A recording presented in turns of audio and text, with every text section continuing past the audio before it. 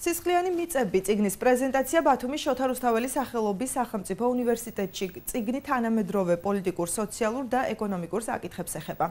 ამერიკელი ისტორიკოსის ტიმოთი სნაიდერის წიგნის ქართული ვერსია ორგანიზაცია რადარამის ეგიდით გამოიცა. როგორც შეხვედრაზე ითქვა, ტიმოთი სნაიდერის ნაშრომში მე-20 საუკუნის სისხლიან სტატისტიკას წარმოგვიდგენს და მკითხველს საშუალებას აძლევს ისტორიული ცნობების მიღმა ცალკეული ადამიანების შესახებ უფრო დეტალური ინფორმაცია მიიღონ. წიგნი ჰაინრიხ ბიოლის ფონდის ფინანსური მხარდაჭერით გამოიცა და იგი სტუდენტებს უსასყიდლოდ გადაეცათ.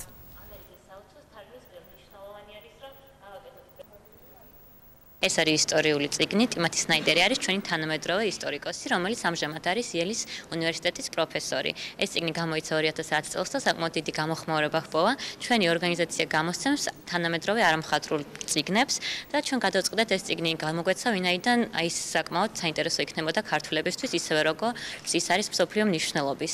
წიგნი არის უაღრესად ასევე საინტერესო, იმდანაც რამდენად ეხება ჩვენს წარსულს, სტალინიზმის პერიოდს, იმ რეპრესიებს. წიგნი არ უნდა წარმოვიდგინოთ ისე, რომ ეს არის ღრმა რაღაცა ისტორიული პოლიტიკური ანალიზის შედეგად, არამედ ძირითად შემთხვევაში მაინც ავტორი ტიმოთი სნაიდერი ყურადღებას ამახვილებს იმ დეჰუმანიზაციის პროცესს, რომელიც მიდიოდა, რომელსაც მოყვა უსასტიკესი რეპრესიები და განსაკუთრებით სამ ტერიტორიულ ერთეულზე მსჯელობს ის არის უკრაინა, ბელორუსია და პოლონეთი.